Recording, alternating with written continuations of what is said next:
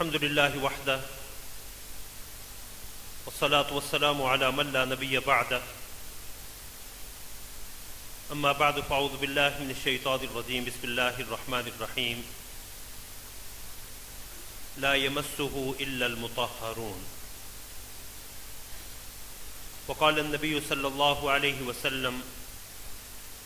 من يريد الله به خيرا يفقهه في الدين اللهم صل على محمد وعلى آل محمد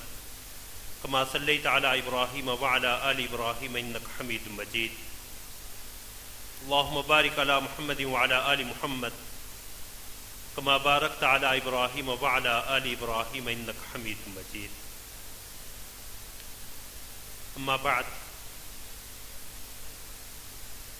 حضرات علماء کرام، مشائخ اعظام، قرائے کرام اور میرے عزیز القدر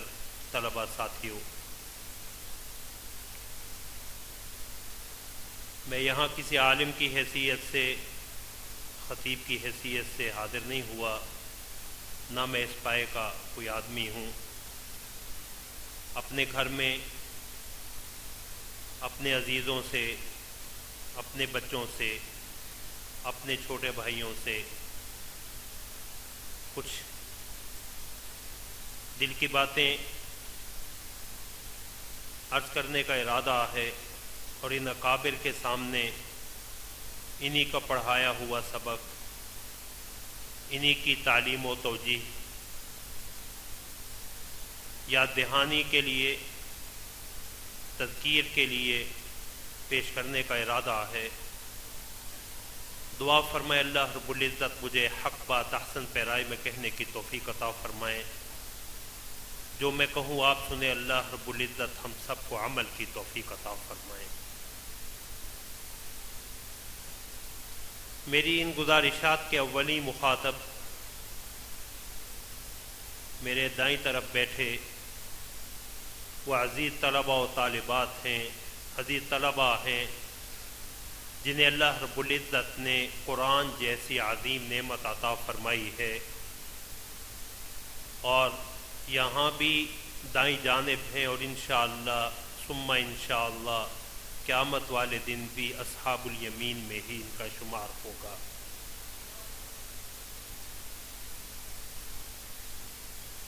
میں بالعموم اپنے طلباء سے ایک بات کہتا ہوں، بالخصوص مدارس کے طلباء سے، کہ قرآن کریم حفظ کر لینا، قرآن کریم کو سمجھ لینا، قرآن کریم کو پڑھ لینا، اس کا مقصد صرف یہ نہیں کہ آپ کسی مجلس میں قرآن کریم کی اچھی تلاوت کر کے داد سمیٹ لیں، قرآن کریم کی نسبت سے اپنی چرب زبانی سے، سحر بیانی سے لوگوں کو مسحور کر کے ان سے داد لے لیں، بلکہ قرآن کریم ایک بہت بڑی ذمہ داری ہے۔ صحیح بخاری کی حدیث کا مفہوم ہے کہ رسول اللہ صلی اللہ علیہ وسلم نے فرمایا کہ اس شخص کو شدید عذاب دیا جائے گا، اور رسول اللہ صلی اللہ علیہ وسلم نے اس حدیث میں اس عذاب کی کیفیت بھی بیان فرمائی۔ جس شخص کو اللہ رب العزت نے قرآن کی نعمت عطا فرمائی، لیکن اس نے اس قرآن کی قدر نہیں کی، سویا رہا، غافل رہا، یہاں تک کہ نماز فجر اس کی قضا ہوئی، تو معلوم ہوا کہ قرآن کریم کا دل میں آ جانا اگرچہ بہت بڑی سعادت ہے، لیکن جس درجے کی نعمت بڑی ہو اسی درجے کا شکر بھی لازم ہو جاتا۔ قرآن کریم ایک بہت بڑی ذمہ داری ہے، اور یہ قرآن کریم اپنی نعمتوں، سعادتوں اور برکتوں سے انہی کو بہرہ ور کرتا ہے جو اس قرآن کے حق کو پہچانتے ہیں۔ فی صحف مکرمہ مرفوعۃ مطہرہ بأیدی سفرہ کرام بررہ۔ اللہ رب العزت نے ان فرشتوں کے یہ اوصاف بیان کیے ہیں جن کے ہاتھوں میں قرآن کریم ہے، صحیفہ سماویہ ہے، بأیدی سفرہ، ایسے سفیروں، ایسے پیامبروں کے ہاتھ میں، کرام بررہ، جو معزز بھی ہیں، نیکوکار بھی ہیں۔ اور اسی مناسبت سے جو آیت کریمہ میں نے تلاوت کی، لا یمسہ الا المطہرون، کہ اس قرآن کریم کو صرف پاکیزہ صفت فرشتے ہی چھوتے ہیں، اور اس میں اس بات کی طرف اشارہ ہے کہ قرآن کریم کی حقیقی سعادتوں اور برکتوں سے وہی شخص مستفید ہو سکتا ہے، بہرہ ور ہو سکتا ہے، جو اپنے آپ کو اخلاق اور کردار سے بلند بنائے اور دنیاوی آلائشوں سے اپنے آپ کو پاک رکھے۔ اس لیے ایک حدیث کا مفہوم ہے، رسول اللہ صلی اللہ علیہ وسلم نے فرمایا کہ جس شخص کو اللہ رب العزت نے قرآن کی نعمت عطا کی اور اس نے قرآن کی نعمت ملنے کے بعد کسی اور صاحب نعمت کو اپنے سے بہتر جانا، تو اس نے عظیم چیز کی تحقیر کی ہے اور ایک حقیر چیز کی تعظیم کی ہے۔ تو قرآن کریم سب سے بڑی نعمت ہے جو اللہ رب العزت نے آپ کو عطا کی ہے۔ اور یہ مدرسہ، یہ ادارے، ان کا مقصد آپ کو پڑھنا لکھنا سکھانا نہیں۔ ایک طالب علم کی حیثیت سے میری رائے ہے اپنے اکابر کی توجیہ و تعلیم کی بنا پہ کہ مدرسے کا مقصد صرف آپ کو پڑھنا لکھنا سکھانا نہیں کہ آپ پڑھ لکھ جائیں، آپ جو ہے وہ اچھے انداز سے تلاوت کر لیں، آپ حسن بیان سے مجالس کو گرما لیں، یہ آپ کا منصب نہیں، یہ مدرسے کا مقصد نہیں، بلکہ مدرسہ کا اصل مقصد مردم سازی اور مردم گری ہے۔ مدرسہ کا مقصد کوئی اسامیاں بانٹنا نہیں، مدرسہ کا مقصد دنیاوی آسائشیں آپ کے لیے فراہم کرنا نہیں، بلکہ مدرسہ کا مقصد یہ ہے کہ ایک انسان کو حقیقی معنی میں انسان بنا دے، جو اپنے رب کو بھی پہچانے، اپنے مصطفیٰ صلی اللہ علیہ وسلم کو بھی پہچانے، حقوق اللہ کی ادائیگی کے ساتھ ساتھ حقوق العباد کی بھی ادائیگی کا اہتمام کرے، اور قرآن کی نعمت ملنے کے بعد اس میں اس درجہ کی انا، خودداری، غیرت اور حمیت ہو کہ بڑی سے بڑی دولت، بڑے سے بڑا سرمایہ اسے خرید نہ سکے۔ اس وقت انسانیت کا سب سے بڑا المیہ یہ ہے کہ ایک سوچ یہ بن چکی ہے کہ آج عقل مند وہی ہے جو کسی نہ کسی طور پہ اپنا کام نکلوا لے، کسی نہ کسی طور پہ اپنا کام نکلوا لے، اس کے لیے جائز یا ناجائز کوئی بھی حربہ استعمال کرے، اور اس مادیت پرستی اور الحاد اور بے دینی کے دور میں بدقسمتی سے ہمارا مدارس کا بھی ایک طبقہ اس سوچ سے متاثر ہوئے بغیر نہیں رہ سکا۔ وہ سمجھتا ہے کہ شاید ہمیں بھی اگر کالج اور یونیورسٹی میں جائیں گے، کوئی سرکاری ملازمت ملے گی تو تبھی معاشرے میں ہمیں کوئی مقام مل سکتا ہے۔ حقیقت ایسی ہے، حقیقت اس کے برعکس ہے کہ جسے اللہ رب العزت نے قرآن کریم کی نعمت عطا کر دی ہے، اس سے بڑا اور کوئی نہیں ہے، اس سے عظیم اور کوئی نہیں ہے، اور اپنی اس نسبت کا ہمیشہ لاج رکھا کریں، خیال رکھا کریں کہ یہ مدرسہ، یہ تسلسل ہے رسول اللہ صلی اللہ علیہ وسلم کے دست مبارک سے، جس کا سنگ بنیاد رکھا گیا، جس کی بنیاد رکھی گئی صفہ کے مدرسہ، جس کا مرکز مسجد نبوی ہے۔ اس لیے صحیح اور عالی النسب مدرسہ وہی ہے جو اپنے تسلسل کے ساتھ صفہ اور مسجد نبوی تک پہنچے، اور حقیقی معنی میں مسجد وہی مسجد ہے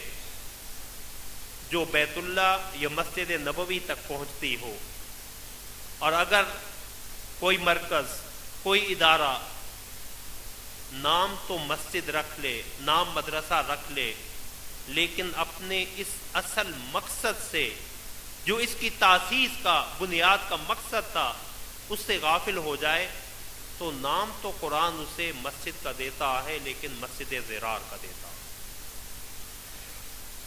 تو پہلی گزارش میری اپنے عزیز طلبہ سے یہ ہے کہ کبھی بھی اپنے آپ کو اس اعتبار سے کم تر نہ سمجھیں کہ فلاں کے پاس یہ نعمت ہے، تمہارے پاس جو نعمت ہے وہ دنیا کی سب نعمتوں سے بڑی اور ماوراء نعمت ہے۔ اور جنہیں اس نعمت کا احساس ہو جاتا، اس علم کی نعمت کا، سیدنا علی رضی اللہ تعالیٰ عنہ کے مشہور اشعار رضینا قسمت الجبار فینا لنا علم وللجحال مال فإن المال يفنى عن قریب وإن العلم يبقى لا يزال، کہ ہم اللہ کی تقسیم پہ راضی ہیں، جاہلوں کے لیے مال اور ہمارے لیے اللہ نے علم ہمارے نصیب میں کر دیا۔ مال تو ختم ہو جانے والا ہے لیکن علم جو ہے یہ ہمیشہ باقی رہنے والا ہے۔ اس عظیم نعمت کا جنہیں احساس ہوتا، پھر انہیں دنیا کی بڑی سے بڑی طاقت خرید نہیں سکتی، انہیں نیچا نہیں دکھا سکتی، انہیں متاثر نہیں کر سکتی۔ میں صرف چند واقعات بطور مثال ذکر کرنا چاہوں گا۔ امام مالک، امام اہل المدینہ،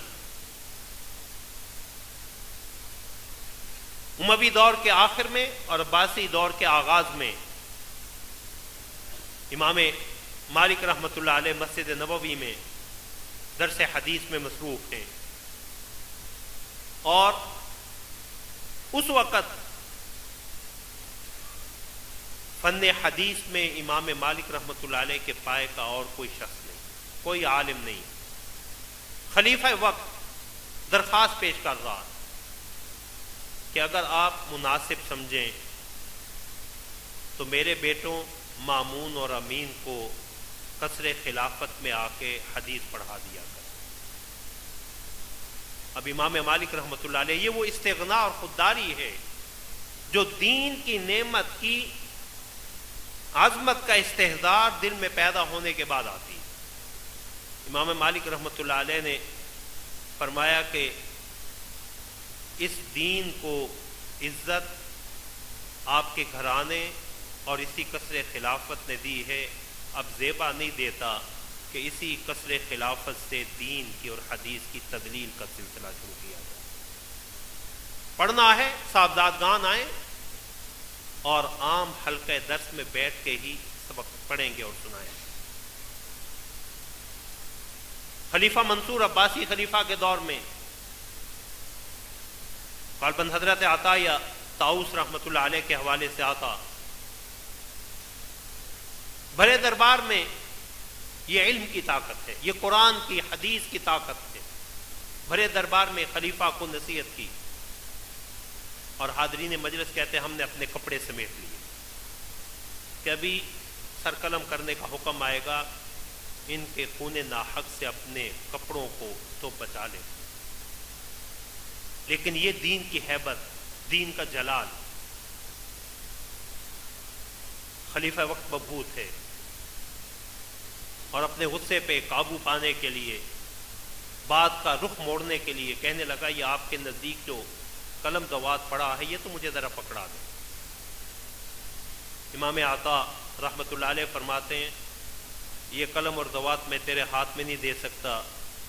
خدا جانے تو اس سے کسی ظلم کا فیصلہ کرے، تحریر کرے، قیامت والے دن میں اس ظلم میں تیرا معاون بن کے اللہ کے حضور پیش نہیں ہونا چاہتا۔ یہ تو قرون اولیٰ کی باتیں ہیں۔ اب ماضی قریب میں دیکھیں، کوئی 100 سال پہلے کی بات، دمشق کی شیخ سعید حلبی رحمۃ اللہ علیہ محدث ہیں، اور ابراہیم پاشا مصر کی جو خدیوی سلطنت تھی، بڑا ظالم گورنر تھا شام کا، بڑا ظالم مشہور شخص تھا۔ اللہ اکبر۔ شیخ سعید حلبی رحمۃ اللہ علیہ پڑھا رہے تھے، پاؤں میں تکلیف ہونے کی وجہ سے پاؤں پھیلائے بیٹھے تھے، پاؤں لمبا کر کے ٹانگ پھیلا کے سبق پڑھا رہے تھے۔ اتنے میں پتا چلا کہ گورنر شام آ رہا ہے، گورنر دمشق آ رہا ہے، ابراہیم پاشا۔ شاگردوں نے بھی توجہ دلانا چاہی، حاضرین مجلس نے بھی چپکے سے کہہ دیا کہ ابراہیم پاشا آ رہا۔ مقصود یہ تھا کہ شیخ اپنی ٹانگ جو پھیلائی ہوئی ہے اسے اکٹھی کر لیں، سمیٹ لیں، کہیں بادشاہ جو ہے اسے اپنی توہین اور بے ادبی نہ سمجھے کہ جب سامنے سے کمرے میں داخل ہو رہا ہے یا مجلس میں آ رہا ہے تو اس کی طرف پاؤں ہو رہے ہیں۔ لیکن شیخ اپنی اسی حالت پہ بیٹھے درس دیتے رہے۔ آیا ایک طرف کھڑے ہو کے درس سنتا رہا، پھر بیٹھ گیا، درس ختم ہوا تو اٹھ کے چلا گیا اور جا کے ایک ملازم کو اشرفیوں کا، دراہم کا، دنانیر کا ایک تھیلا دے کے بھیجا کہ میری طرف سے جا کے شیخ کی خدمت میں پیش کر دو۔ قابل غور وہ جملہ ہے جو اس مرد قلندر کی زبان سے نکلا۔ فرمایا یا غلام قل لمولاک ان الذی یمد رجلہ لا یمد یدہ، کہ جا کے اپنے گورنر سے کہہ دے جو ٹانگیں پھیلایا کرتا ہے وہ کسی کے سامنے ہاتھ نہیں پھیلا سکتا۔ اس قرآن کی بنا پہ اپنے آپ کو اس مضبوط کردار کا مالک بنائیں کہ آپ کو دنیا کی کوئی طاقت خرید نہ سکے۔ آپ کو بڑے سے بڑا لالچ جو ہے، بڑے سے بڑا عہدہ قرآن و حدیث سے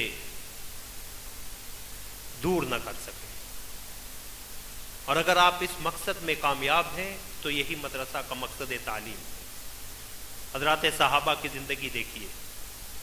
کہ جب ایمان کی دولت ایک دفعہ نصیب ہوئی، ایمان کی دولت ایک دفعہ نصیب ہوئی ہے تو پھر اس کے بعد ماضی کی ساری کوتاہیاں، ماضی کی ساری آلائشیں، ماضی کی ساری گندگیاں یکسر چھوڑ دی ہیں۔ ضرار ابن عمرو